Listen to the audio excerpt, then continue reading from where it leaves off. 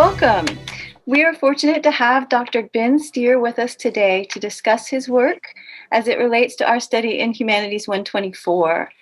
Dr. Ben Steere earned his PhD in anthropology from the University of Georgia in 2011. He is an associate professor of anthropology at Western Carolina University in Cullowhee, where he teaches courses in anthropology and archaeology and directs the Cherokee Studies program. Ben has worked on collaborative archaeological research and preservation projects with the Tribal Historic Preservation Office of the Eastern Band of Cherokee Indians since 2011, and is the author of The Archaeology of Houses and Households in the Native Southeast. Ben lives in Asheville with his wife, Dr. Elizabeth Steere, their two charming sons, and one large dog. His talk today will deepen our understanding of how landscape and story interconnect in Cherokee cosmology, an ancient way of being and knowing that persists today here in Western North Carolina, including the land where our campus is. Following the presentation, there will be time for Q&A. Please hold your questions until then, or you can put them in the chat at any time, and I will moderate after Dr. Steere's presentation. I want to also give a quick thanks to the folks who've made this presentation possible, the students and faculty of Humanities 124, Dr. Kate Zubko and the NEH.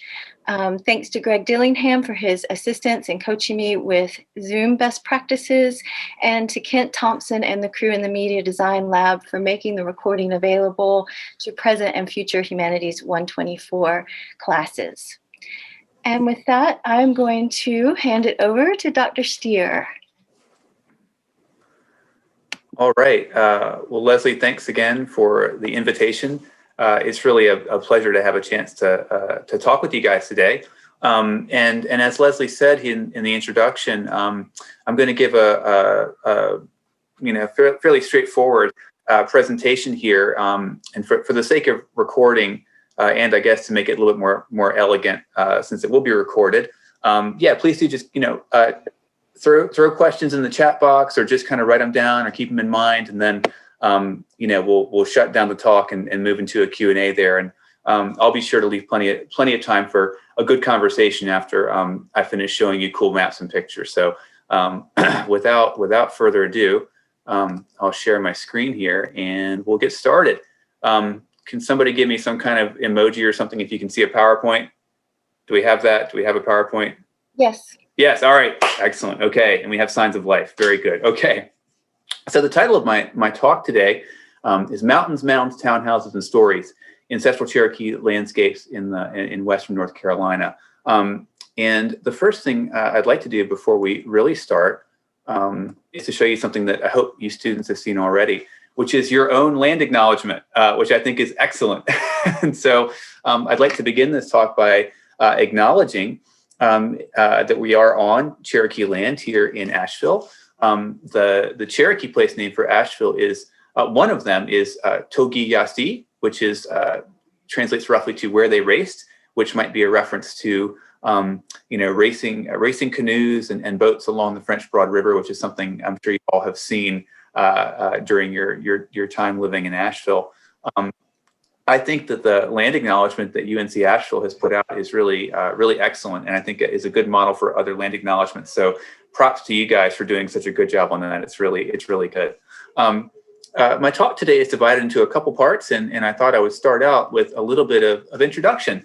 For the students, who are in the Zoom room here, you can in fact be an archaeologist when you grow up. I've met so many people in the course of doing talks and things who told me they took an interesting anthropology course one day and, thought it'd be a cool thing to do, but then they went on to, do some kind of respectable job, like being an insurance claims adjuster. But you really can do archaeology. There are some different pathways to careers and future study in archaeology, and perhaps in the Q&A we can talk about that. I've been working doing archaeology in Western North Carolina since 2004, 2005. I graduated from Wake Forest University from my undergrad in 2003. And then I spent about 2 or 3 years doing archaeology in advance of construction projects. So contract archaeology or cultural resource management archaeology for a few years before I went back to graduate school. And I mostly did that in the mountains of Western North Carolina. And that was when I first sort of started getting an interest in the archaeology of this beautiful Cherokee heartland, and had the opportunity to get to know and work with some Cherokee community members. And so as my career progressed and I went through graduate school and, developed a sort of scholarly research agenda, today, I think, one way to describe the work that I do is it sort of fits into a methodological and theoretical box that some scholars would call indigenous archaeology. And that's archaeology that's done by, for, about, and with indigenous communities. And so the picture that I have here is from a field school that I taught in Cherokee. And the two folks in the picture there in the holding the shovel in the Cherokee High School t-shirt is my good friend Bo Carroll. Bo's an enrolled member of the Eastern Band and now one of their tribal archaeologists. He's currently also enrolled in the PhD program at the University of Tennessee. So hopefully he'll be Dr. Carroll here soon enough, which would be really cool. Bo was the crew chief on this research project where we were investigating a small archaeological site that was about 1,200 years old in Cherokee. And then the person in the green shirt there is the dearly beloved and departed beloved man, Jerry Wolf. Jerry Wolf is kind of a celebrity, if you've lived in Western North Carolina for a while, but he was a sort of revered elder, a beloved man of the Eastern Band of Cherokee Indians. And Jerry just lived up the creek from the site. And so he would come talk to us and talk to our students and stuff. And it was this really awesome opportunity for us doing archaeology to speak on a daily basis with folks who lived in that community and had their own interpretations of the site and the archaeological record that were really, really just incredibly informative. And it was really great for our students to have a chance to, not just sort of learn how to dig square holes and run a total station, which are some of the cool things you do when you do archaeology, but to really understand that, they were doing field work on indigenous land that was geared at sort of, our research design for that project actually came out of the Tribal Historic Preservation Office of the Eastern Band of Cherokee Indians. So answering questions that folks in that community were interested in learning about and then sharing it with them. I think that was a good experience for them. And just to be clear about, identity stuff, I'm not indigenous. I'm originally from Durham, North Carolina. Grew up in Durham and then, have slowly made my way up here to the mountains. So I'm really honored to have the opportunity to work with Cherokee people, but don't claim Cherokee identity. And that's just, I think, good to put out there in terms of identity. But before I sort of get into our talk proper, I have a couple of ideas, just big ideas I want you guys to think about. And these are some things that I sort of have been tackling in my research and teaching and service in the last 10 years especially. And so I'm going to start out with a couple of sort of big contradictions. And maybe this will be a thing that we talk about when we get to our Q&A here. But there's the first is this: archaeology itself, and indigenous archaeology in particular, is kind of tackling this contradiction. But it's absolutely fair to say that archaeology is a tool of colonialism, right? I mean, one of the first things that archaeologists did was sort of like, take material culture from other places and put them in museums. I mean, you can think of the British Museum as just like the example of like kind of the worst of colonial archaeology, right? Taking objects from other places, taking them out of their sacred context and putting them in glass boxes to show people as sort of part of the story of their empire, right? So you can absolutely fairly say that archaeology is a tool of colonialism. But at the same time, if you think about archaeology as a tool, if it's wielded in the right way, it can also be used to reconstruct ancestral cultural landscapes, and in that sense, sort of support tribal sovereignty. And so I would argue that you can also use archaeology as a tool to do things like, for example, relocate important Cherokee mound and town sites that have sort of fallen off of the map and put them back on the map and thereby start reclaiming this Cherokee territory.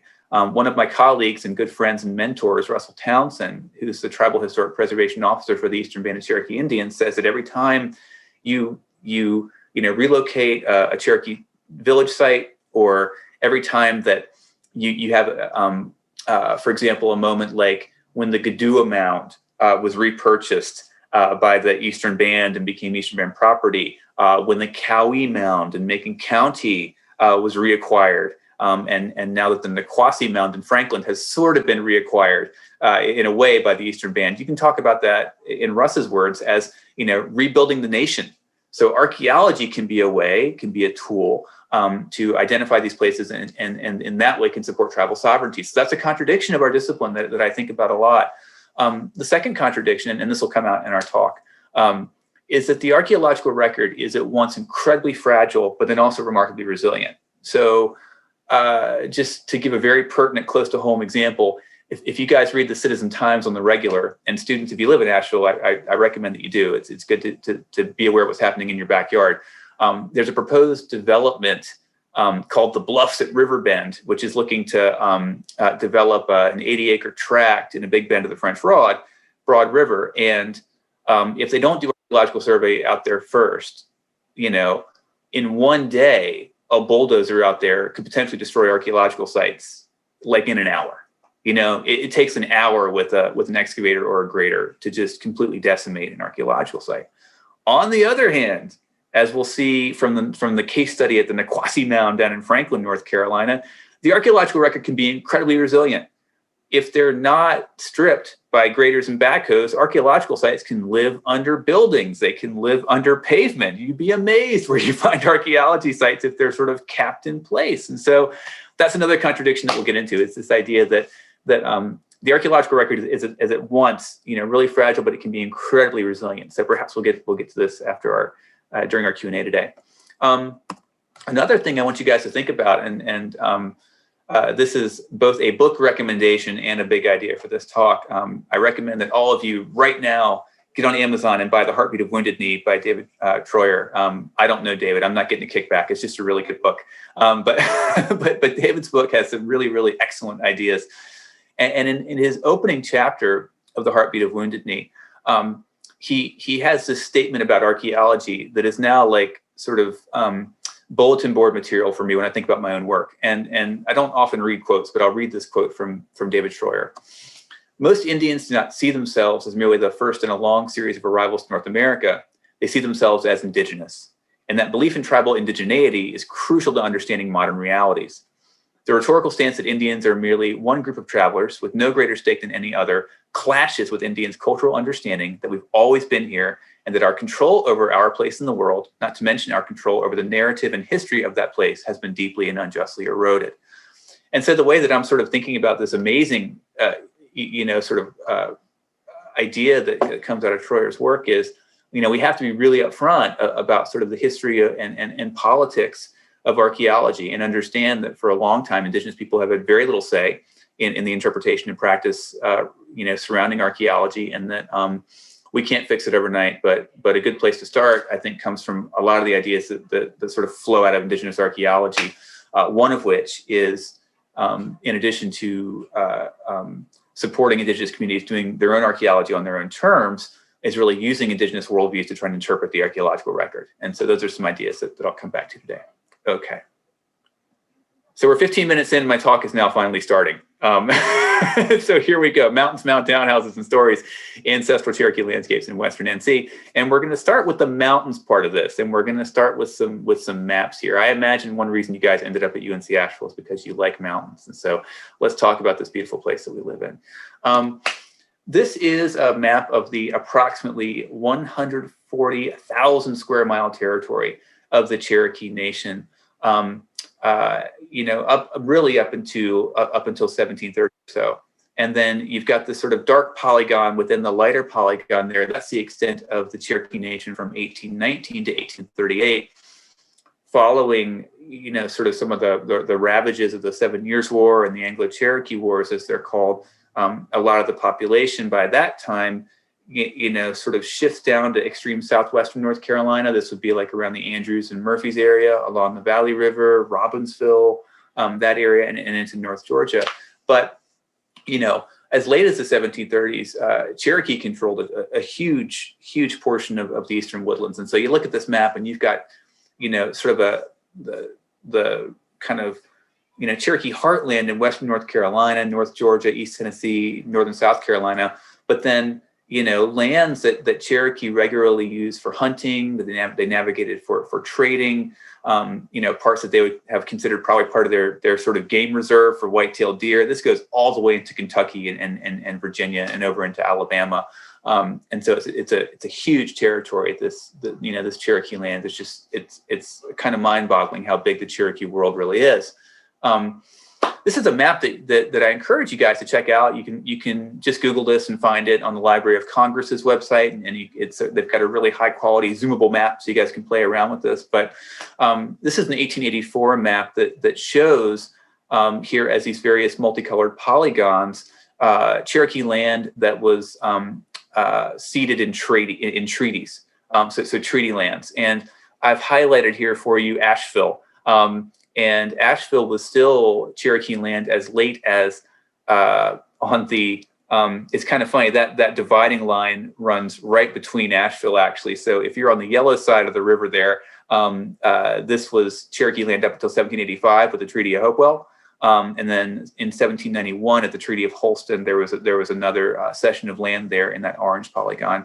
That's all to say that we're on land that was still, part of the Cherokee Nation until 1785, 1791. So quite late in the historical record. I mean, after the Revolutionary War, this is still Cherokee land that we're living on. If you want to think about sort of a kind of Cherokee central area, sort of where populations were concentrated in the 18th century, especially. We often speak about a group of 5 towns. These were named Cherokee towns in South Carolina and Georgia, the lower towns. And then sort of heading north, you had the middle towns along the Little Tennessee River. That's like starting down in Dillard, Georgia, and going all the way up into Franklin, North Carolina. The out towns, which include much of the Tuckasegee and Oconaluftee River valleys today. We're going to visit today the sites of Nikwasi in the middle towns and the site of Anigiduwah in the out towns. You also had the valley towns, which would, if you've ever gone to Nantahala Gorge, if you keep going past the gorge, heading west, you'll get into Murphy and Andrews along the Valley River. Those were really densely occupied Cherokee towns. And those valley towns were actually very powerful in sort of like a geopolitical, economic, and military sense in the 18th century. There's some great records from the movers and shakers out there at the valley towns who were negotiating with the French and the English in the 18th century. And then in Tennessee, you have the overhill towns. These places were actually settled by Cherokee in the 1700s, who went over the hill, went over the mountain into East Tennessee and set up towns there. Looking at these place names, you guys will probably see some place names that you recognize, like down in Georgia. Some of you may have been to Nacoochee. If you've traveled over 85 South, God bless you. At some point, you've probably seen signs for places like Tupelo and Seneca. These are place names. I mean, these are all Cherokee place names right in our backyard there. So that's certainly a legacy that still lives on. So, and I've actually sent Leslie the PowerPoints from today, and I'm happy to share this with you folks. So if you guys want access to these maps and stuff, they're all cited, and you can go find them on your own. I like playing with maps. So I think you guys should have that option too. Okay, so that's kind of the mountains part. The big takeaway here is that, if you think about, ancestral Cherokee culture as an adaptation to a particular place and as being rooted in a kind of place, it's rooted in mountains. It really is like an indigenous adaptation to the Southern Appalachian Mountains. And so a lot of the storytelling and the placemaking and the material culture that we'll learn about and talk about in the rest of our time together, think about that as being, rooted in the mountains. It's an adaptation to life up here. So on to the next part then, mounds, townhouses, and stories. And what I'll do in the rest of the talk here through a couple case studies, looking at the mounds at Anigiduwah, along the Oconaluftee and along the Tuckasegee River, near Cherokee, and the Nikwasi Mound on the Little Tennessee River down in Franklin. We'll talk about ways in which mounds and townhouses and stories are all interrelated. And so we'll start at Anigiduwah. You may notice me pronouncing that kind of like it starts with a G, Anigiduwah, as opposed to Kituwah or Kituwah. Anigiduwah is the Eastern Band pronunciation of that special place name, so that's why I pronounce it Anigiduwah. But you'll hear folks pronounce it Kituwah or Kituwah. That K is a dialectical difference, so it's pronounced as K by Western Cherokee or Oklahoma Cherokee speakers sometimes, and it's pronounced more like a G by Eastern Band speakers here. So you can know that, and you can sound like you're in with the in crowd when you go to Anigiduwah and pronounce it like with a G instead of a K. There you go. Okay. I've got a sort of archaeological map here from one of my articles that puts Kituwah sort of in reference to other known platform mounds that date to about 1,000 years ago. So Kituwah is a really old site. It's the site of a Cherokee townhouse. That mound served as a platform for a townhouse, but it probably is actually quite older. There's good archaeological evidence that place has been a village for a long time. So thinking about Kituwah as an archaeology site, we can understand it as one of many important sort of central Mississippian places that are sort of neatly interspersed throughout the Cherokee heartland here. So, and it's actually kind of interesting looking at this map. You're probably already noticing, if you're good at pattern recognition, that you've got roughly like one map per county, or one mound per county. The counties out here are basically based on watersheds, right? Counties essentially here are watersheds. That's sort of how they were designed as they were sort of, laid out by surveyors using, ridge lines and rivers, right? And so not surprisingly, you have these central places that kind of mark these watersheds. And if you think about the relationship between people and land and waters, that actually makes a lot of sense, right? So we'll head now to the site of Kituwah. This is the Kituwah Mound. Some of you may have been there. We can talk about that when we turn off the death by slideshow and have some conversation here at the end. But the Kituwah Mound is the emergence place, according to some Eastern Cherokee stories, right? This is like where Cherokee are from. We are from Kituwah, and that mound is the marker of where that happened, where sort of the Cherokee became a people. If we think about it archaeologically, what is that sort of monumental structure you're looking at? It's the remains of multiple townhouses. So beginning around 1600, here in Cherokee country, you see a shift away from people building these really, really tall platform mounds and putting a chief's house on top. That's a much more sort of hierarchical kind of architecture. You see a shift toward the townhouse, where the center point of a community, the center focus of a community, becomes this public building. So moving from private chief's house on top of the mound to a more public townhouse that everyone can fit into, that becomes the center point of your community. Those townhouses are large. I have an artist reconstruction here that gives some sense of scale. You could fit a few dozens of people in these townhouses. And so when councils would meet to make important decisions, representatives from each of the clans and representatives from different towns, if you're talking about regional decision making, right, could meet in this townhouse to hear speakers and make decisions. If you're looking for a good historical read about townhouses, check out the journals of the memoirs of Henry Timberlake. Henry Timberlake was this sort of like ne'er-do-well, British military rogue who has this sort of wild career, but ends up essentially being sent as an emissary to the Overhill Cherokee, because I don't think his commanders really cared much whether he got killed or not. So they send him over to live with the Overhill Cherokee, and he writes these amazing descriptions of the inside of the townhouses there. So you guys can learn about that if you want some firsthand accounts. But townhouses were the centers of communities. And as you can see in this image, this artist reconstruction there in black and white, townhouses had this central fire, and meetings were held around the central fire. Those central fires were considered sacred. They were considered symbols of the sun. They were kept burning perpetually by office keepers. You had people who had a job to do to keep those fires going, and so those were very important symbolically. If you want to think about ways that townhouses, fit into kind of broader Cherokee cosmology, I think you guys have been probably reading and thinking about this a little bit. You can think about a mound, and by extension a townhouse, almost as kind of like a cosmological symbol of the world itself.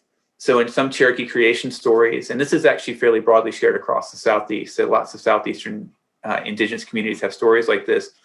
You have a story of an earth diver, where you start out with kind of the world as like a flat body of water. Some earth diver, it might be a mud beetle or something else, goes down, brings up earth, brings that earth up, and it spreads out and begins to create the world. And so you could think about the mound as that first piled up earth brought up by an earth diver, right? So that's sort of one piece of it.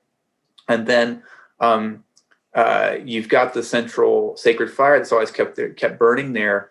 Imagine what that would look like you would have this white plume of smoke that's heading out of the fire up through the smoke hole and straight up, right? And so if you visited this site, you'd have the mound and you'd have this white plume of smoke going straight up, and that becomes an axis mundi, right? So that's like an axis that connects this world, with the above world.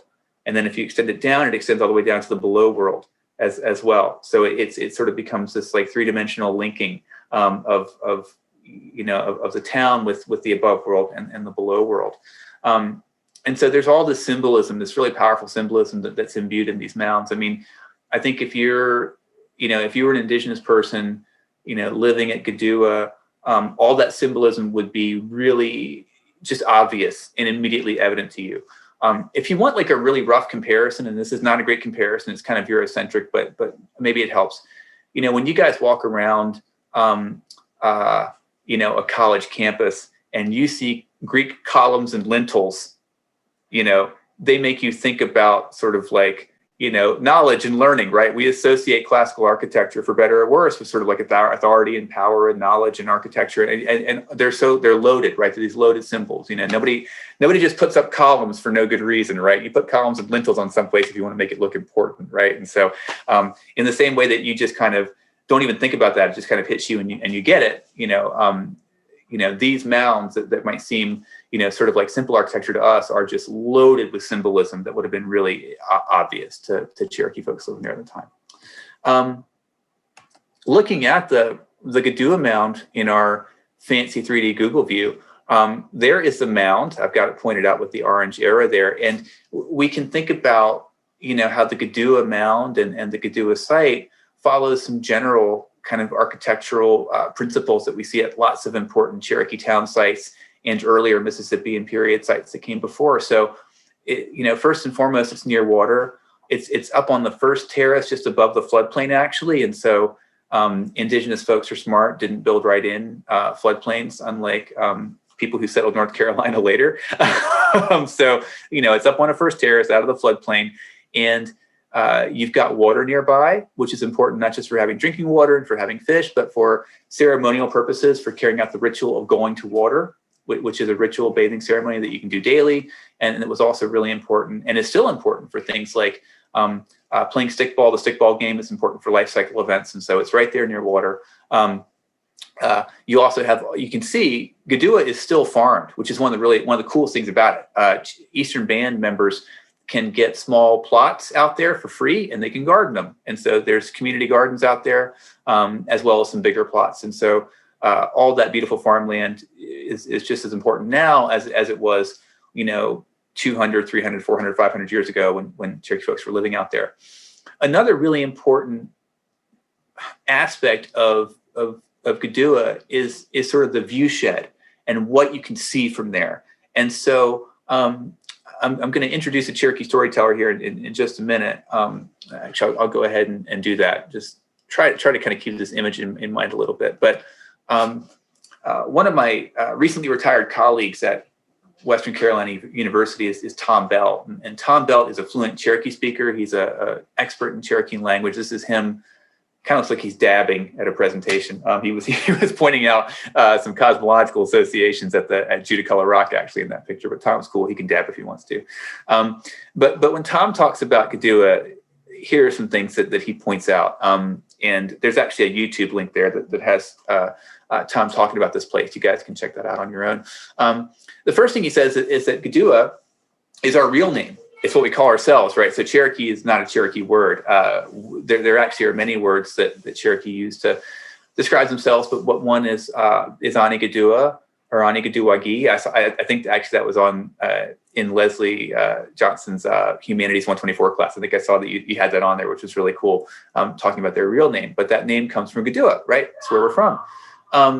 The mound, and the word for the mound, Kituwah, Tom translated as soil or earth that belongs to a third person, and that third person is the creator. So it's like, the mound is this earth that belongs to somebody else who's from the creator, and so the mound then becomes almost like a mnemonic device, a reminder about your relationship with the creator. It's the place where we put down the fire, and so again, you have that association with the sacred fire, and this is really important, and it's the thing that I didn't really understand despite having studied the archaeological record for years. And one of the most important things about Kituwah is the view shed and what you can see from there.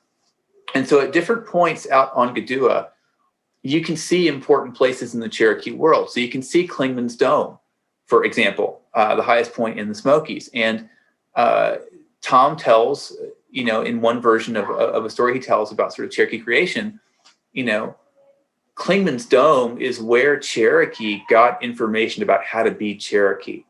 And it's even where they got the first fire. And so, the mound, it matters where it is, right? It couldn't be just anywhere. It has to be somewhere where you can see Clingman's Dome. And you can also see on a clear day, Water Rock Knob. And there are some stories that are associated with Water Rock Knob. And, being out there over the course of a day, you can kind of see the sun go through and kind of follow like over this V of mountains out there, And so one idea you may have talked about in this class is like, the role of stories in placemaking and generating a sense of place. And so, mounds and the stories they're related to serve that function too. They link,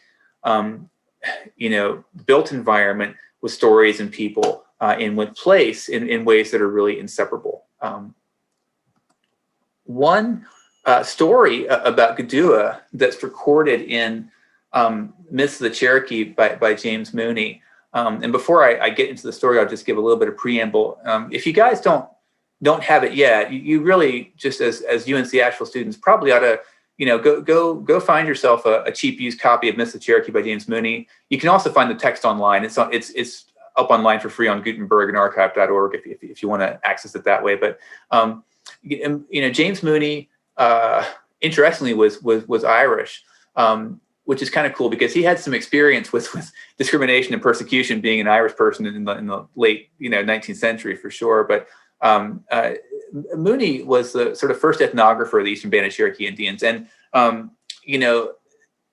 James Mooney's ethnography over the long term, in some ways, is definitely controversial. There's some things in there that Cherokee folks will tell you outright were just like people screwing with Mooney to see like what he would write down, which is kind of interesting. But there are some things in there that I think sort of, in general kind of hold up when compared with lots of other oral history and lots of other things we learned from anthropology and archaeology. And one story that Swimmer, who is the source of most of Mooney's ethnography, one story that Swimmer tells Mooney is that there is this idea that there is an everlasting fire that still burns, that is still like alive. If you want to use an anthropological term, almost like animism, right? Like these places are like living places, that these fires are still alive. They're still burning at places like Anigiduwah and Nikwasi, which we'll visit here in just a minute. And so, I've spoken, with Cherokee folks in the context of doing research, and the cultural resources manager of the Eastern Band, TJ Holland, when he would talk about mounds, the first thing he would talk about was that idea that they were alive, and that if that sacred hearth was still there, like it was still alive. And so in this story, Swimmer's saying that during the Civil War, so 1860s, soldiers still saw like smoke coming out of the mounds, like they were still there. I mean, it's a pretty literal, like they were still there, and so that's really important. That idea that those sacred fires are still alive in those mounds, and that continuity is unbroken. That's crucial. That's crucial for understanding what these places mean to Cherokee folks. So that's a story that's really important. And then the last point I'll make about Kituwah is, I think Kituwah is this really awesome model for how really important archaeological sites, for one thing, are still really important places on the landscape, and how they can be protected and managed, but then still used by indigenous communities. And so the Eastern Band, they don't treat the Kituwah mound the way that, a lot of times we treat, quote unquote historic sites, which is just to put up a fence around them and put up some signage. I mean, it's a place that's actively used. Now the mound is of course very carefully guarded, very well protected. The Tribal Historic Preservation Office has a historic sites keeper, a very good friend of mine, Joe High Griffin. who keeps a very close eye on Anigiduwah, and you should not, don't ever just try and walk on that thing. It will not end well. Like, you are not to do that. That's inappropriate and you shouldn't do it. And it very rarely happens, actually. People rarely actually just like go mess with the mound. That said, at the same time that the mound is very carefully guarded, the site is used. Members of the Eastern Band have gardens out there. The cross-country team holds meets out there, and they have a cross-country course that goes around the property, goes around the landscape. I just pulled this as an example, but back in 2009, the Cherokee Choices program, which is a diabetes education program out in Cherokee, they ran a 5K out there, and I just love this. This is like from the like Eventbrite webpage. Where is the place for the race? Kituwah Mound. It's just the place. I love it, the Kituwah Mound. And they wrote that the same way you might write, like, meet at the, Asheville Civic Center, or meet at the gym. People just know where it is because it's such an active part of the landscape. So I think that's a really interesting model for preserving a site in a way that really respects and includes tribal sovereignty as part of that preservation. Okay, now for something completely different. Let's go down to Nikwasi. So this is down in Franklin, North Carolina. Again, putting it in some archaeological context, Nikwasi may be an older mound than Anigiduwah in strict kind of archaeological terms. It's really big, has a maximum height, maybe as much as 20 or 25 feet, and dates, we think, based on artifacts found not in the mound but around it. The mound itself has actually never been dug, which is really cool, but artifacts recovered in surveys around the mound and just the overall height and shape make us think that it could be at least 1,000 years old. It's at sort of the top of or the northern end of the Tennessee, Little Tennessee River Middle Towns, and so it may have been a really important sort of node, in that like Middletown landscape. This is an important kind of northern terminus of the Middle Towns, and in sort of earlier polities that may have come before. We're going to take a look now at the Anigiduwah Mound. I'm sorry, at the Nikwasi Mound, and here's your Google Earth image from a few thousand feet, and what you can see is that the mound itself, is still intact. It's this little green island, but it's just surrounded by development. So much like Anigiduwah, it's located up on a first terrace, in a bend, in this case, in the Little Tennessee River. There's lots of places for agricultural activities and for habitation around it, and plenty of room to play the ball game and stuff, stickball right near the mound. But it's just kind of surrounded by this island of development as Franklin grew up around the mound. Going to zoom in here a little bit. You can really see it here. The mound proper was preserved in the 1930s by the town of Franklin. And there's some great work by a historian named Nathaniel Hawley, who's written about the history of Nikwasi, and I've got an article about it that, God willing, I'll get out in the next year or so, about the history of all the academics in the room smile, about the history of the mound here. But the mound itself was preserved by the town largely because, there may have been some sort of genuine, altruistic folks who wanted to preserve the mound, but also, frankly, as a tourist attraction. I mean, they thought it was something that was unique and different to Franklin, and that it made more sense to preserve it. And it would have been really expensive, frankly, to move it or knock it over or something. So there it is, right? So it's still there. Lots of mounds in the Southeast have been damaged sort of from the top down. So they get plowed or they get excavated or bulldozed. In the case of Nikwasi, that bend of that bend of the Little Tennessee River is flood prone.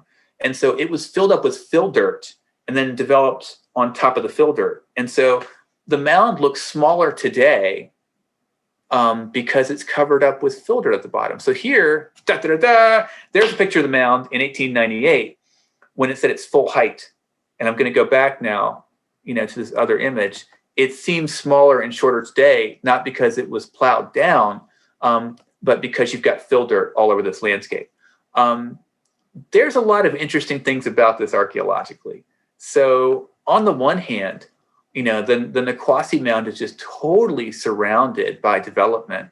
And if you guys ever want to go there, I mean, I recommend going. If you live in Asheville and don't get out much, I mean, like, you haven't really seen Western North Carolina till you get west of the Balsam Mountains. It's a different world in so many ways. And I encourage you as you're able to safely do it. And, hey, you can get in a car with somebody in your pod and go drive down there. That's totally fine thing to do. You can go visit another important cultural site, the Café Brel French restaurant. I don't encourage anybody to dine in these days, but you can call in and get carry out, and you can get some escargot, and you can take your escargot and you can go eat it right here and take a look at the mound. If this isn't just like Appalachian weirdness at its best, I don't know what it is. I love this. But yeah, so the mound is completely surrounded by development, but because it's fill, and this gets back to this idea of the archaeological record being at once fragile and resilient, because it's fill dirt on top of, the old site, it's entirely possible that a lot of that village area associated with the mound, as it looked here in 1898, is still intact. And this is not just a hunch. I actually have some archaeological evidence to suggest this. So back in 2016, summer 2016, Mainspring Conservation Trust, which is a conservation group that works out in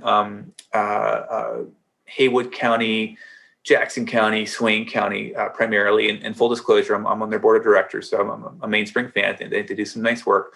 They got a grant to do a brownfield cleanup near their office in Franklin. And so where these two white lines are pointing out are two areas where there was spilled fuel oil. There used to be an fuel oil sort of factory / shop. So a place you could go to fill up propane tanks and get fuel oil for the wintertime. Over the years, those tanks leaked into the soil there. And so I performed archaeological monitoring while they removed that soil, which is a really fancy way of saying that I stood in a hard hat and leaned on a shovel. That's a skill, by the way, folks. Learning how to lean on a shovel properly is an important skill. And so when you see DOT folks on the side of the road leaning on shovels, don't hate. There are classes you take to learn to appropriately lean on a shovel. But I leaned on a shovel and very carefully watched while contaminated fuel soil was dug out of this 200-foot long, 15-foot trench there in Franklin. I really wish these slides had smell-o-vision, because you know what? If you find anybody who's like a fossil fuel enthusiast / climate change denier, you should make them work on one of these projects, because it was god awful. I mean, just the smell of that, funky 45 years of diesel oil, coming out of the ground was no fun. There was an environmental engineer with, air, sort of various equipment measuring air quality. And he would occasionally wave me off of the hole when it got too hot for us to be there, because there were so many, chemicals leaching out of there.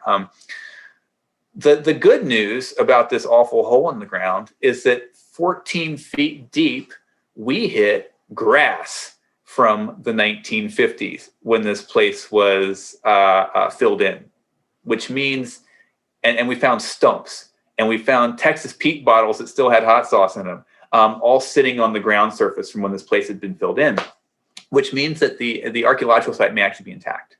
So I'm going to zoom out here now. So when you look at this map now, you can see the mound.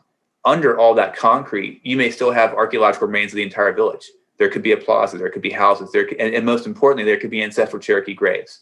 So ancestral Cherokee folks, very often buried their dead right underneath where they then built their houses as a way to sanctify and commemorate those houses. You tend to find, in some cases, women and children, buried in and near houses. Adult males sometimes buried, near the townhouse. I mean, there certainly could be ancestral Cherokee graves out there. So it's this bizarre situation where, on the one hand, it's hard to see this as a place that has this incredible preservation potential, but it does, and I'll sort of get to that. I want to talk now about some stories associated with Nikwasi. One book that I recommend you guys all read at some point is Cherokee Stories of the Turtle Island Liars Club by Chris Touton. Chris Touton is a citizen of the Cherokee Nation, and he writes about, he writes in this book, it's really cool. He interviews 4 Cherokee elders over a long period of time and records their stories. And, this is just a great book. It's interesting. It's funny. It's also a really cool model for indigenous storytelling, because the book has, in addition to beautiful illustrations by the Cherokee artist America Meredith, it has the stories written in English, then written in syllabary, in the Cherokee syllabary, and then written sort of like phonetically in English, spelling out the syllabary. And so as a Cherokee speaker or somebody who understands Cherokee language, like you can sort of, get the stories in the indigenous language that way, which is really super interesting. And so keep in mind, in this book, Chris Touton is interviewing, fluent Cherokee speakers, elders from Oklahoma. These are Cherokee Nation folk who've been out in Oklahoma for a long time.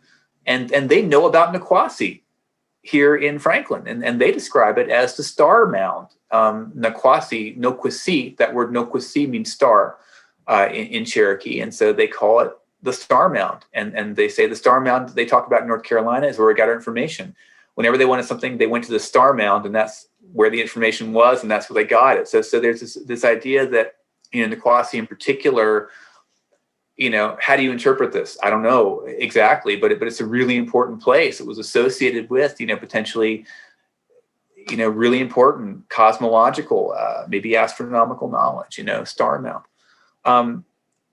This is a terrible slide. Don't ever make a slide like this, students. But I just wanted to have this text ready so I could have it for me. I apologize for that. If you ever take a PowerPoint class, I'll tell you not to do this. But an important story that we associate with Nikwasi is the story of the Nenehi, or the Immortals. And this may be a story that you're familiar with. And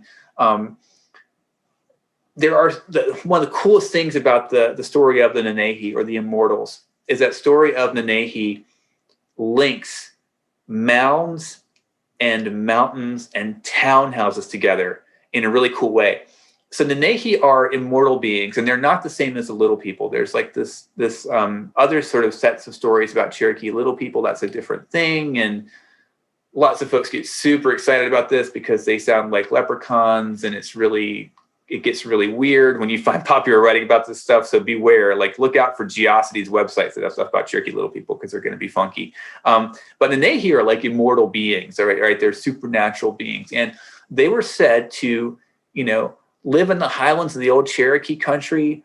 They had townhouses, especially in the Bald Mountains. So like up on Balds. So places like, Matchpacks, for example, like those were places that Cherokee associated with Nenehi. And in fact, there's a really cool story that I heard from a U.S. Forest Service archeologist, Rodney Snedeker, who just retired a few years ago. And the Forest Service was planning to do practice with aerial firefighting. They wanted some places where they could, start some small fires and then fly over their helicopters and practice, dumping flame retardant and water on fires.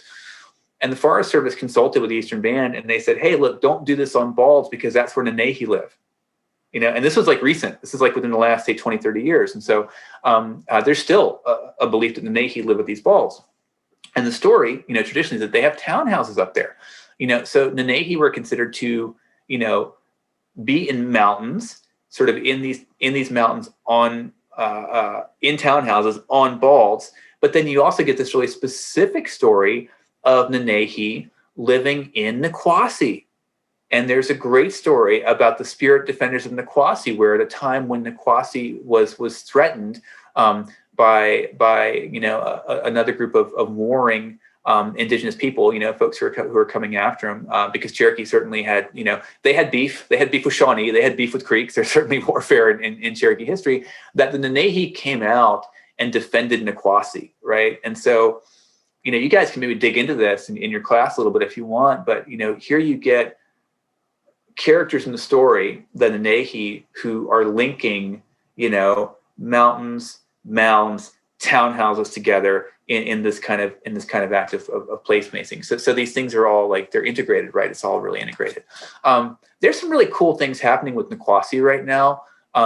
The town finally formally signed the deed over to this group called the Nikwasi Initiative. It's a nonprofit that includes representatives from the Eastern Band of Cherokee Indians, also the town of Franklin, Macon County, Mainspring Conservation Trust. And so I hope long-term it's a step towards just, outright ownership of the mound by the Eastern Band. But at least now you've got sort of a bigger group of stakeholders and shareholders who are going to be involved in like making decisions about Nikwasi. And that's pretty cool. There's also, I saw an article just today, I think it was in WLOS, that like Nikwasi Initiative has kind of moved away from the idea of like just doing like a roadside museum for the mound, but into like making it a much more sort of vibrant, like living interpretive center that would include like, on the property, a farm to table restaurant that features like indigenous Cherokee cuisine, so it's kind of neat. They're thinking about moving beyond just kind of the old historic preservation model of like, here's the site, here's a kiosk, here's a museum. It might be a much more vibrant thing, which I think would be pretty cool for everyone involved. Okay. So to recap, so this is for any of you who have to get like extra credit points for coming to this talk, right? Here are the bullet points you can take away. So, so some key points. First, mounds and townhouses are absolutely living parts of the Cherokee cultural landscape. So these are important places that are still important. I mean, if you take nothing else away from this, don't think about Anigiduwah just as an archaeology site, but think about it as, the place where the cross-country team runs their meets. There's a really cool organization in Cherokee, the Ray Kinsland Leadership Institute, and also the Cherokee Youth Council. And every year is kind of a fall kickoff for the Leadership Institute and the Youth Council. Cherokee elders take Cherokee students out to Anigiduwah and they tell them stories out there at Anigiduwah, about their people, about their culture. So that placemaking is still happening, right? Like that sort of like cultural education by elders to young people, still happens in place where it's taken place for, in Cherokee terms since time immemorial, right? It's always happened there. So think about mounds that way. Mounds, townhouses, central fires, immortal beatings, these things are linked in Cherokee stories in ways that I think maybe for the first time, just barely starting to understand. I don't claim to be able to explain all these things properly. I'm a dummy who learned how to dig square holes when he was 19 and like fell into this stuff, right? So this is like really, really complicated stuff, but it's fascinating. And I would encourage you, if you're interested in like, Cherokee stories, like pay attention to this, look at and think about the ways in which, the landscape is linked and tied into the built environment and into these cosmological stories. And then finally, for any of you who are thinking about archaeology, we absolutely are. We were a tool of settler colonialism, but I think that there are some ways to move forward from that. And one way is to, well, first of all, just be honest about that. Be honest about your history. Ibram X. Kendi writes about like racism as a cancer, right? And like you can't diagnose a cancer. You can't treat a cancer until you diagnose it, right? And so we can't treat the sort of cancers of archaeology until we're honest about them. So that's, I guess, thing number one. Thing number two, I think that archaeological interpretations that are informed by a Cherokee worldview offer some ways to address some of these contradictions and also to be like really theoretically interesting. So like one thing I've been thinking about lately is, that story of the central fire is so important for understanding these mound sites. And I think that that's actually really interesting anthropologically because fire has always been important to people. There's a fire theory of human evolution. Richard Wrangham has this theory that humans only became humans because we had to sit around a fire cooking our meat for a while. And that like, that's what birds like human intelligence and stuff. And so I'm sort of playing around with ideas that we could take that, sort of learn from that beautiful Cherokee insight about the importance of a sacred fire. And can we develop like a kind of interesting and robust anthropological, archaeological theory around that? Maybe we can. I think we can. And last but not least, I want to give some acknowledgments. So in particular, Tom Bell, Cherokee language expert, and has been a great mentor here. TJ Holland, this is really hard. TJ died in a tragic accident last year. We lost TJ. He was the cultural resources manager for the tribe for many, many years. And he took me on this breakneck tour in his SUV of like Robbinsville and Graham County and the Valley River 10 years ago. And he was one of the first people who really helped me understand all these ideas. We've actually renamed our endowed Cherokee Studies Scholarship at Western after TJ. And I'm hoping we only need to go out and shake couch cushions and find about 3,000 more bucks. And we can start giving out a yearly endowed TJ Holland Scholarship, which I'm pretty psyched about. So thanks to TJ for lots of ideas here. And then a bunch of my colleagues in the archaeological community, and in particular the Tribal Historic Preservation Office of the Eastern Band of Cherokee Indians, have all been great friends and mentors to me. And I hope that when I do talks like this, that I'm, kind of helping get out some ideas that they would like me to share with the broader world. So thus ends the formal part of my talk. And I would love to, if I can, shut up for a little bit and hear from you guys. Okay. So, what are some questions? You can put them in the chat and you can speak them out loud. So I have a question. So as archaeologists, do you often consider, so I heard you work with indigenous groups, communities, but are you working towards even going as far to even change some of the pre-existing ideologies of archaeology towards a more pro-colonized people's mindset? Yeah, that's a great question. And so I think there are, I mean, the short answer is yes, I certainly hope so. And there are some scholars that I can point you to that have done some really awesome work along these lines, and not surprisingly, they're indigenous scholars. So, one landmark text is David Wilcox's sort of reinterpretation, better interpretation of the Pueblo Revolt. And that's like an indigenous archaeology of the Pueblo Revolt, and that does a really cool thing. It's so simple-minded, but it's so brilliant, which is like, the question shouldn't be like, why did the Pueblo Revolt fail? It should be like, how are modern day Pueblo people still the Pueblo people 500 years after all this crap, right? And so like, that's really cool. And that also, I think, like, just flipping that focus to like getting away from what Wilcox calls terminal narratives, like these stories that we tell in like standard US high school histories that are always about like how indigenous folks went away, but like archaeology that begins from the standpoint of indigenous people are still here. That's amazing. Like, how do we explain that archaeologically and stuff? Does that start to answer your question a little bit, Evan? Yeah, I mean, I figured you guys did, but I just was like, I always think, I'm like, it's kind of worrisome how some like the education, because people who don't make it to college don't really think about this stuff. Because I know I grew up in like a more, I guess, it's a mix, but just kind of a town that was really doctrinized in, I guess, colonial ideology. And so it was hard to find genuine insights on the indigenous perspective. And I'm glad to hear, though, that that's the direction that academics are moving towards in general, not even just obviously archaeology, but it seems like the discussion is happening. And I'm glad to hear that you personally acknowledge that. Evan, thanks for your question. I really appreciate it. Some other scholars I would encourage you guys to check out. One of my favorite anthropologists, he's kind of becoming a sort of a public intellectual, is putting in the chat box, Chip Powell, and he edits the magazine, like web magazine Sapiens. You guys should all subscribe to Sapiens. Just get it in your feed. It's an awesome like web magazine. It's like short, readable archaeology, anthropology article. It's so good. And Chip's whole thing is like, he's a museum curator who just wanted to give all the artifacts back.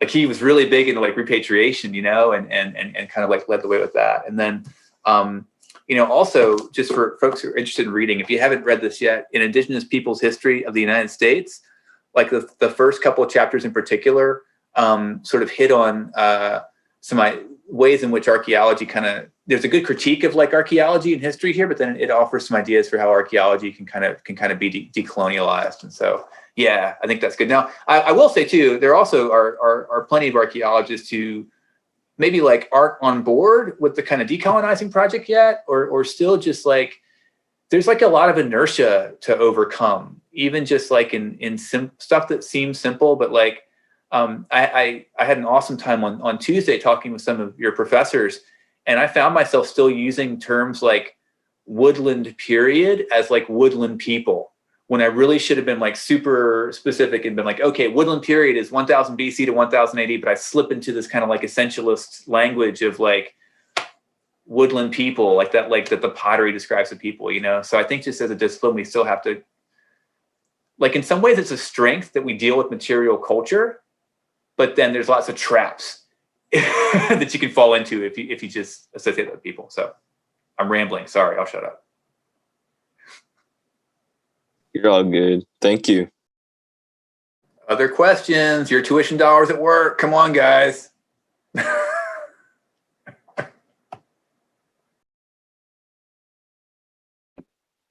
Okay, there's a question in the chat. Do you think that tourism of these sites is more helpful or harmful to the indigenous people? Like in terms of educating the general public, but also keeping it sacred? Good question.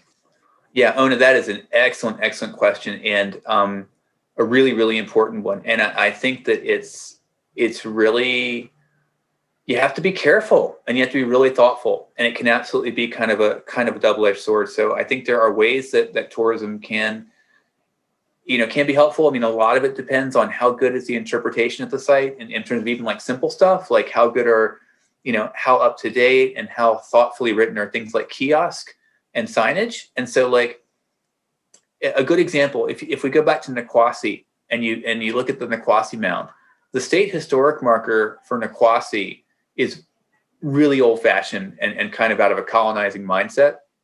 And it says something like, this was the site of a treaty with Andrew Cummings in 1730. It just immediately goes to like the one 18th century white person association they could make with it.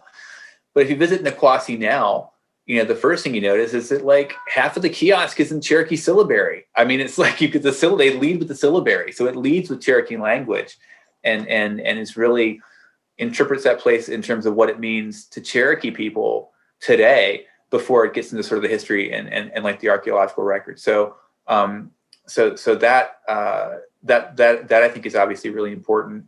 Again, can you find ways that you can prioritize, traditional indigenous practices at a site over the tourism? If you can do that, I think that's really cool and really a good thing to do.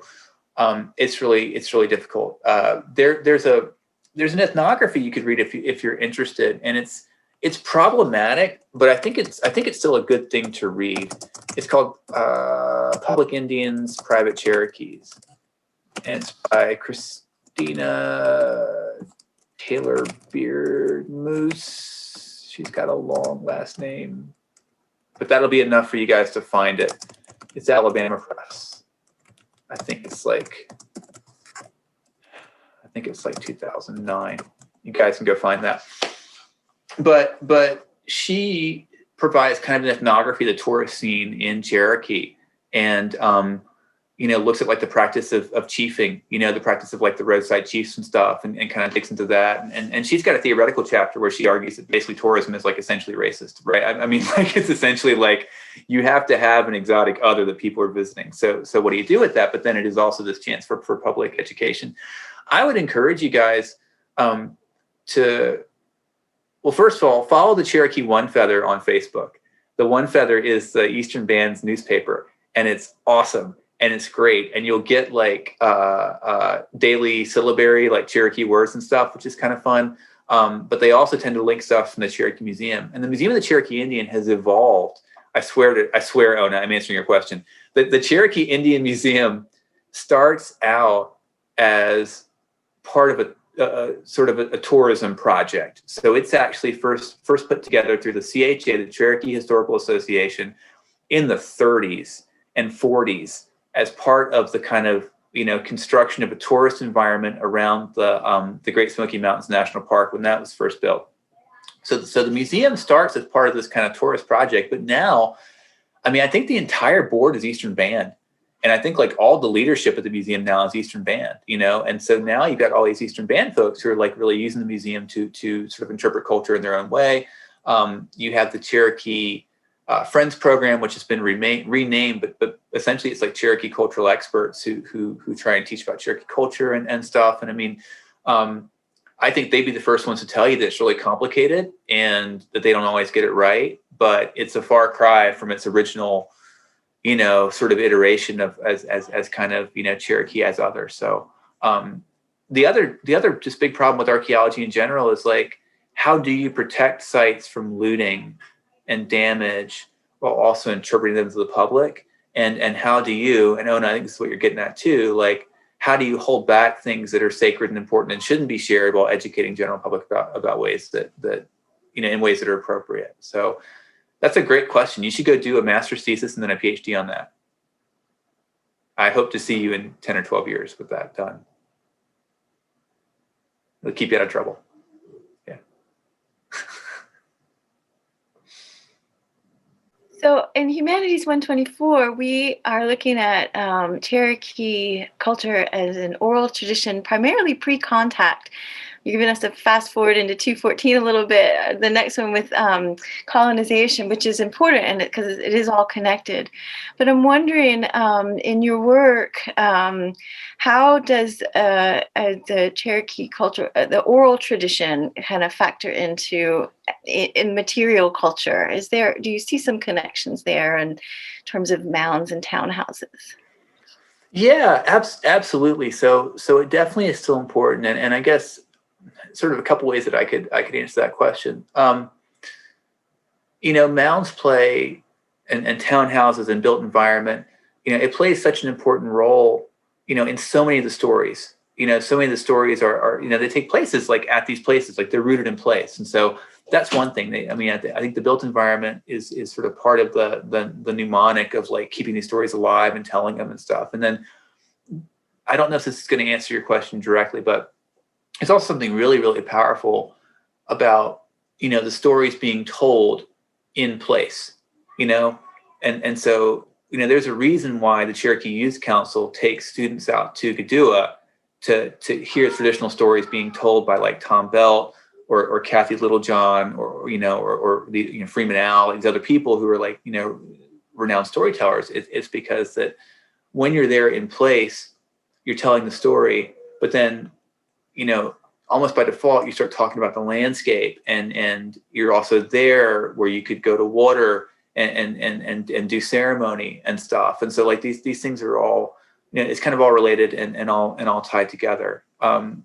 then I think too, that idea that kind of broadly speaking, if we kind of zoom out and think about the Southeast and like lots of these cultures, there's so much movement and interconnection of indigenous people across the Southeast. And there are some kind of bedrock, shared cultural ideas. So like the basic idea of like an earth diver myth, and things like hero twins in some of those stories, and like thunderers, and like the basic concept of there being like this world and an above world and the below world, and like mythological figures like water panthers and Oktana that live underground, and then again like thunderers and stuff up above.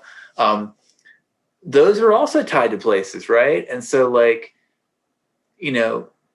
like out in Murphy, there's like a place called Leech Place, which is like the story of like the giant leech, and it's like out of this it's where there's like this really funky whirlpool in the Valley River there. Whirlpools in particular and waterfalls, like those are places that are considered like portals to the underworld, and so yeah, like the point is to tell the stories like where they happened, and so I guess also then there's like the sense to which like that they also maintain relationships with the land and even maintain sovereignty, that like you need to have these places and you need to have access to these places so that you can tell the stories and so you can reproduce culture in the way that you're supposed to do it. And then I guess another thought is that there also are particular symbols that you see like in ceramics and you see in artifacts that are really symbolically important. One is like the Elohi or the it's like a cross that has like a circle in each corner of the cross, and it says like a looped square with circles at each end, and that's probably symbolic of like the four cardinal directions and the four winds. And you find this in artifacts, and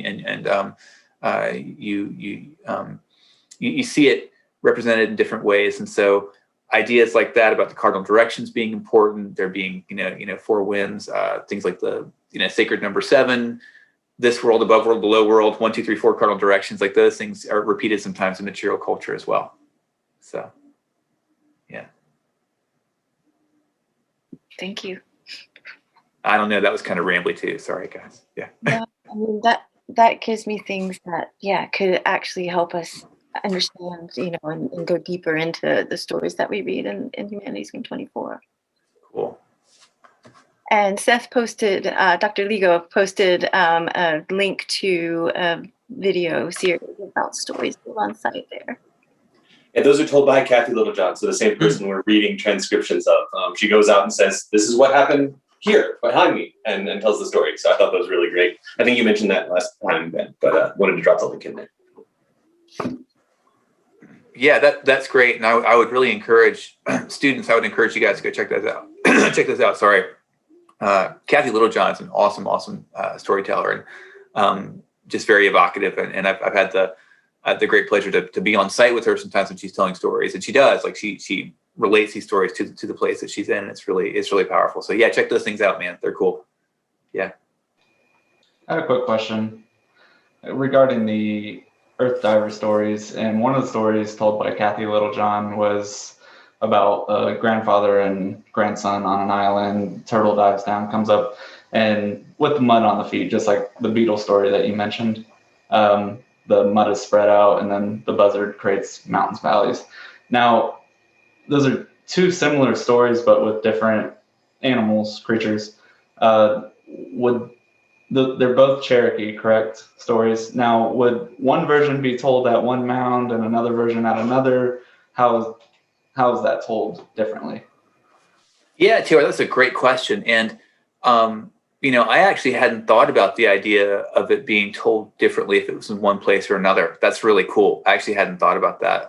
What I think more broadly, though, is that a lot of these stories have some sort of big kind of underlying, themes and some key things that you really need to get right. But then there's also room for like elaboration and room for variation, and you see this. And then I imagine this is the thing you guys have already talked about a little bit with like sort of oral tradition and storytelling and stuff, is like there is it's considered good to, elaborate on stories and like make them more interesting and make them relevant to listeners and stuff.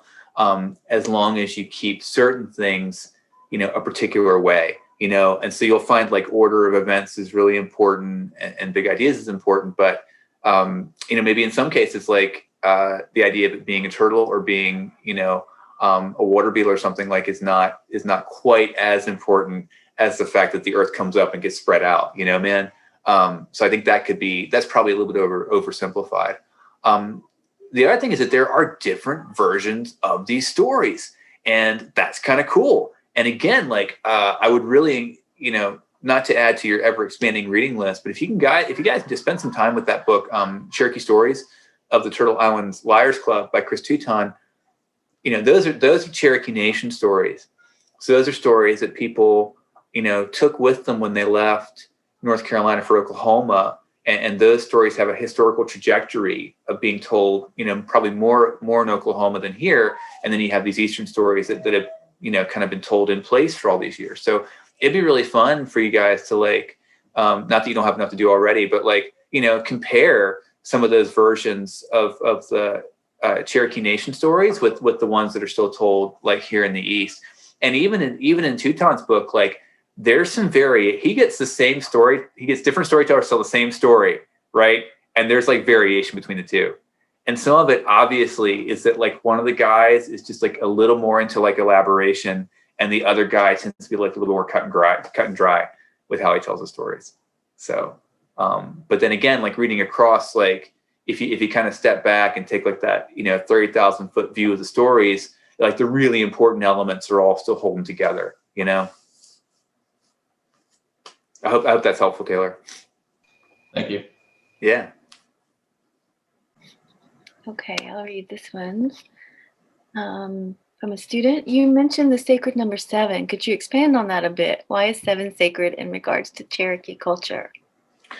Yeah, so that is kind of cool. And guys, don't get all weird on me and get into conspiracy theories and stuff, or like, it's like that awful Jim Carrey movie 23, right? Like, don't go there. But there's some really interesting ways in which the number 7 pops up over and over again in a lot of not only Cherokee, but more broadly like Southeastern indigenous stories and stuff. And so like I can think of a few examples with you guys know the Pleiades, like the constellation of the Pleiades has like 7 stars, like that's sometimes referred to as like 7 sisters in some stories. One explanation for that number kind of popping up over and over again is it represents like this world, the above world, the below world, and then 1, 2, 3, 4 cardinal directions. That's one explanation of where that number comes up. And so, yeah, it's cool. And if you read, I can't remember, forgive me, I can't remember the Cherokee stories you've read, but in some of those early creation stories, as Mooney recounts them from Swimmer, like the origin of corn, for example, number 7 pops up quite a bit in terms of the various action that takes part in the stories. And we see it also in some Creek myths. So Creek indigenous people from Georgia, Alabama. So that seems to be like a pretty old idea. I mean, that's an idea that's probably hundreds of not thousands of years ago that it's been important. Yeah, 7 clans also, thanks Seth. Yeah, so there's also, you've got the reference to the 7 clans there. So I think that those are, exactly why, I don't know, but it's been around for a long time. Cool archaeological story, I will tell you. One of my PhD advisors at the University of Georgia, David Hawley, his sort of masterpiece book was the King site, which was about it's basically archaeology of a archaeology of a good-sized Mississippian town, Mississippian period. There, I did it. Darn it, Mississippian period town in Northwest Georgia, and Dave counted all the post holes in all the houses at King, which is a thing that I also did in my dissertation because he made me do it. I counted lots of post holes in my dissertation. And he thinks it was pretty intentional. They were trying to get 7 posts in each wall, which is super cool because you've got inside the house, you'd have 4 central support posts around your house. Number 4 may also be sacred, or the 4 cardinal directions, and then the above world and the below world. And then, 7 posts in each of the house walls. And he thought that was like a shout out to that sacred number 7, which, people do stuff like that all the time. Cultures have lucky numbers or, superstitions about numbers and stuff. And so, I think it's kind of cool just as a humanizing thing. And you can have some fun, reading Mooney in particular. You'll find that pop up a lot. So if that's your thing, go find it. Yeah. Good questions. I feel like we have time for at least one more. I've always got a question if there's no one else who's got one ready to roll. Thanks again, Ben, for coming and talking to us about all these things and helping us locate things we've been reading about in our own landscapes and our own context.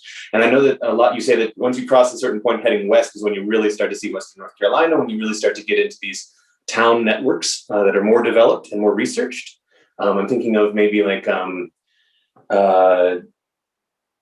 Riggs. Was it Riggs and Duncan who did this work on folkways, these pathways, and they went out and found where all the 40 is right on top of where people went. The intersection of Trade and Tryon in the middle of Charlotte is right where native people used to move. They figured out the best way to walk across the land, and then everyone else copied them.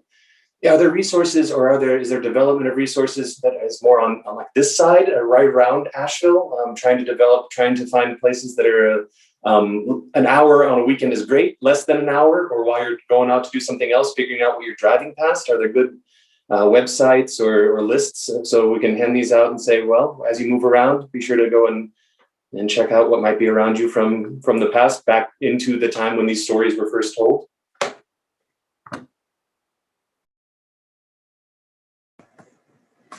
Yeah, that's a really good question. And so couple places you can kind of look. And it's sort of funny. You would think that by this point, my family and I have only lived in Asheville for a couple years, so it's sort of funny. I still know a whole lot more about sort of kind of west of the Balsam Mountains and the Cherokee Core area, since that's been my backyard. But there are I can point you to some places and some folks that might be interesting, and also just interesting things you guys can sort of think about. So. David Moore at Warren Wilson College. He's an archaeologist at Warren Wilson.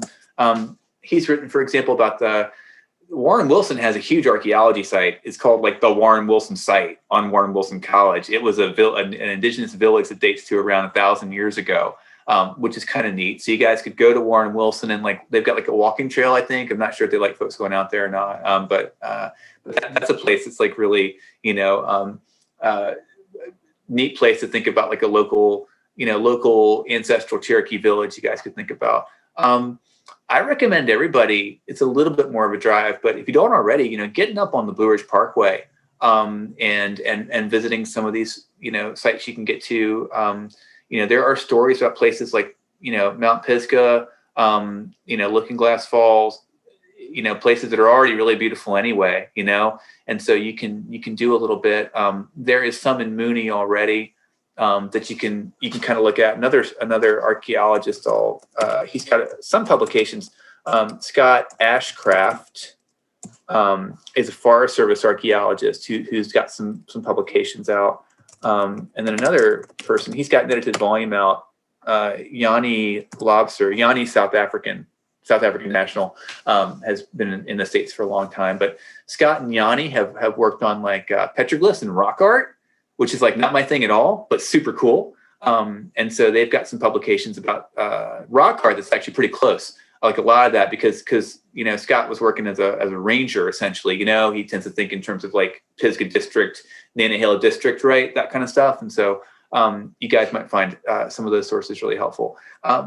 Another thing that's just sort of interesting, like you guys should just know this living in Asheville, if you haven't ever been out to the Biltmore estate, there's a mound at Biltmore, and it dates to little over, right around like 2,000 years old. And don't worry, like you won't be able to get out and like mess with it or loot it. I imagine they shoot you on site at Biltmore if you get out of the car anyway. But like, as you go into Biltmore, if you head toward Antler Hill Village, you drive past this really pretty, just open, kind of gently rolling field. And that's the general location. I'm not going to give you X marks the spot stuff. I'm being a good archaeologist, but that's the general location of where there was a really large, really important middle woodland period center there. And that's a place that folks came from very long distances to come and gather and celebrate and probably have just baller parties, all these many years ago. So there's a couple spots in your backyard that you guys can kind of think about. Thanks very much. Yeah. I feel like I could keep talking about this stuff for a long time and asking questions, but I know just for myself, I ran up to where the observatory is on campus, and from up there you can see a lot of Asheville in all directions. Well, a lot of the mountains, not just Asheville because it's not that high. And it was after you spoke with us earlier this week to the faculty, and it just changed my perspective of where I was and what had happened here, and just how the ancient world resonates in our everyday lives under our feet here. So thank you. And I feel like there's some field trips in the future of Humanities 124 for sure. That would be great. Do I have time just for one super quick PSA? Yes.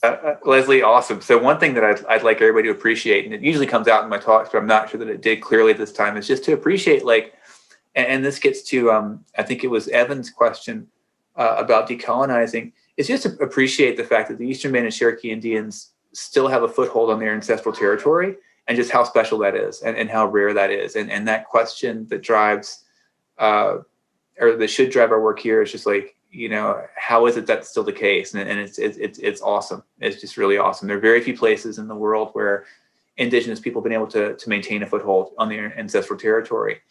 And one thing that's really interesting and that I hope you guys will read about more on your own and think about is that, we have this kind of simple story of Indian removal, that folks left on the Trail of Tears in 1838. And people really don't appreciate that, like, the Cherokee who are still here didn't just like hide in the woods, right? Like there's this whole kind of like weird mythology that comes out of like the Under These Hills outdoor drama and stuff, that like they just like Solly was a sacrificial figure and they got to hide in the woods and then they kind of came out. But the Eastern Band were super sophisticated and they lawyered up in 1818 and 1819, and they bought their own land essentially from the state of North Carolina. About 1,000 people formed this core. And in fact, it's wild, but the Nikwasi Mound down in Franklin, that was still owned by a Cherokee family as late as 1819. And the only reason that it wasn't, owned in perpetuity is because the state legislature passed a law saying that Indians couldn't own their own land. And they managed to claw back Nikwasi. William Holland Thomas was this like sort of white liaison for the Eastern Band. He on their behalf, help negotiate their land into a federal trust. So the Qualla boundary, Cherokee, North Carolina, it's actually not a reservation. It's trust land, So the Eastern Band is like never not owned their own land. It's kind of awesome. And that's something that I hope just y'all students, like as individuals, like learn about that a little bit more and appreciate, talk about resilience, and adaptation. That's a really important thing for you guys to be aware of. So go. Hopefully I'm leaving you hungry for more. Go learn more about that, because it's a really awesome story. Thank you. Thank you all for being here. And we will continue these conversations in our classrooms in 124. And I hope you all have a good afternoon. The video will be available soon, and we'll circulate that. And just another thanks to Dr. Ben Steere for being with us today. Yeah, thank you. This is really fun. I'm right now, but thank you for the great questions. That was really great. I love speaking with people who are not archaeologists, because we're all weird and just talk about pottery. And so this is really a lot of fun. I really enjoyed it. So thank you for having me. Bye, everybody.